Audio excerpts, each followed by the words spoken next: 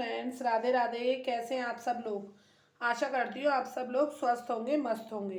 तो जैसा कि आज आप लोगों को वीडियो में दिख रहा है कि मैंने ये थोड़े थोड़े से अनाज आप लोगों के सामने मैं दिखा रही हूँ।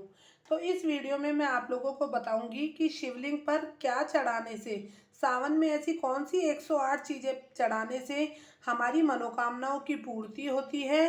कि हमें मान लीजिए कोई संतान सुख से वंचित है, किसी के घर में धन की कमी है, किसी के ऊपर शनि का प्रकोप है, तो ऐसी कौन सी चीज़ें हम बचे हुए सावन के दिनों में शिवलिंग पर समर्पित करें जिससे कि हमें हमारे सभी सुखों की प्राप्ति हो जाए इस सावन में और हमारे सभी दुख भोले बाबा दूर कर दे। वैसे तो कहते ये हैं कि बाबा एक लोटा जल से भी प्रसन्न हो जाते हैं, लेकिन पूज्य गुरुदेव जी की कथा से सुनकर मैं आप लोगों को आज कुछ विशेष तरह के ऐसे अनाज बताने वाली हूँ, 6 अनाज जिनसे आपकी सभी मनोकामनाएं पूर्ण होंगी अगर आप इन बचे हुए दिनों में उनका प्रयोग करते हैं।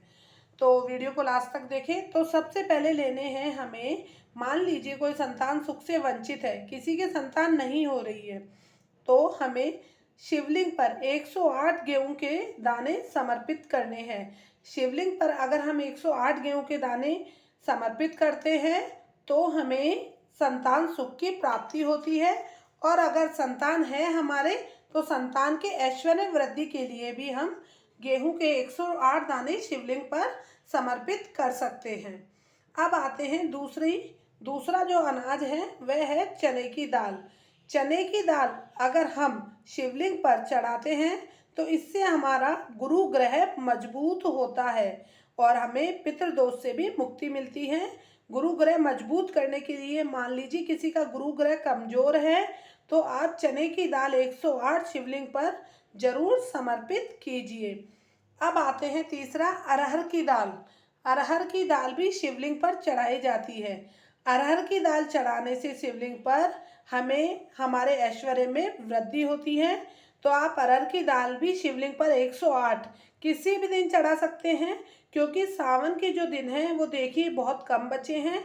तो आप इनमें से जो भी आपकी मनोकामना हो वो पूर्ण करने के लिए इनमें से जो भी अनाज आप चढ़ाना चाहें 108 की संख्या में, आप चाहें तो डेली अलग अलग अनाज भी चढ़ा सकते हैं।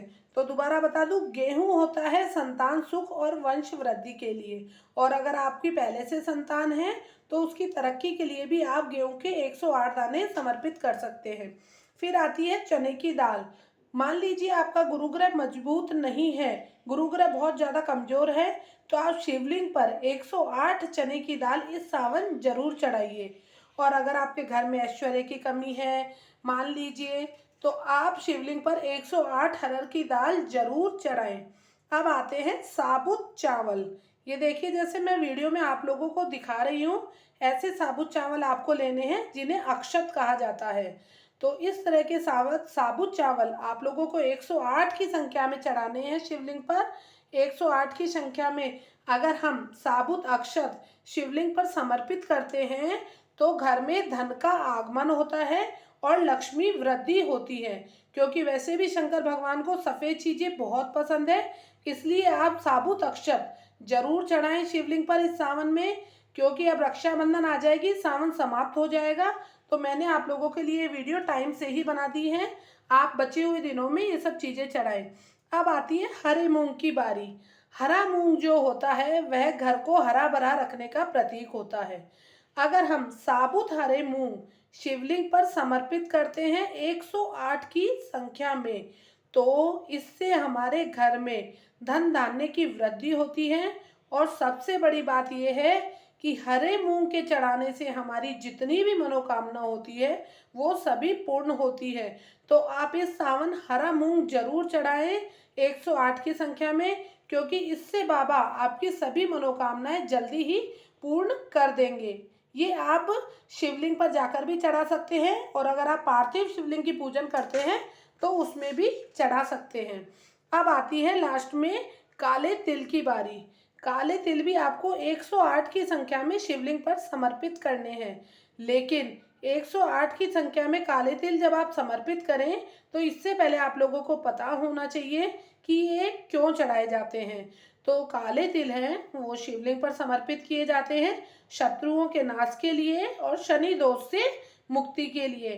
तो आप शनि, मान लीजिए आपके शनि की 7.5 ही चल रही है या शनि का कुछ ज़्यादा ही बुरा प्रभाव आपकी ज़िंदगी पर हो रहा है, तो उससे मुक्ति पाने के लिए इस सावन काले तिल के 108 दाने आप शिवलिंग पर जरूर समर्पित करें।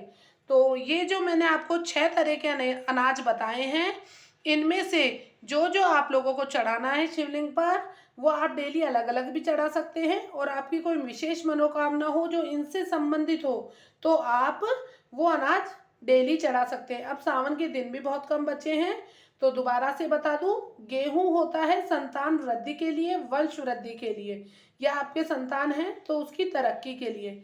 चने की दाल करती है आपके गुरु ग्रह को मजबूत। गुरु ग्रह जब आपका मजबूत होगा तो आपके घर में लक्ष्मी का आगमन होगा, आपके ऐश्वर्य में वृद्धि होगी। जो अरहर की दाल है वो भी आपके ऐश्वर्य में वृद्धि करती है, पितृदोष समाप्त करती है। और जो साबुत चावल हैं, साबुत अक्षत हैं, उन्हें चढ़ाने से हमारे घर में लक्ष्मी का आगमन होता है, लक्ष्मी माता प्रसन्न होती है। और जो हरा मूंग है वो करता है हमारी सभी मनोकामनाएं पूर्ण, और घर में धन और ऐश्वर्य की वृद्धि करता है।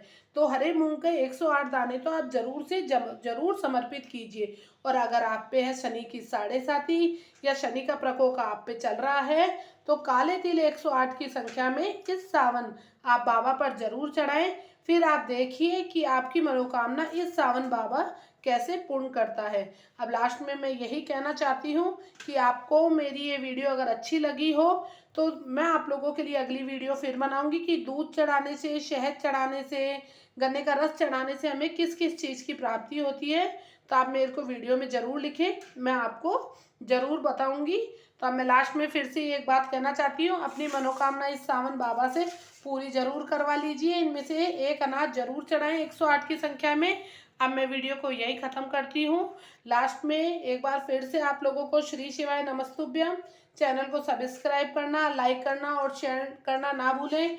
हो सकता है आपके एक शेयर से किसी को अगर कोई चीज़ मिलनी हो तो वो मिल जाए, ढूंढ रहे हो अगर वो यूट्यूब पर। तो चलिए फिर मिलते हैं आपसे नेक्स्ट वीडियो में। तो कमेंट में नमः शिवाय या ओम नमः शिवाय लिखना ना भूलें। जय श्री राधे, राधे राधे, श्री शिवाय नमस्तुभ्यम।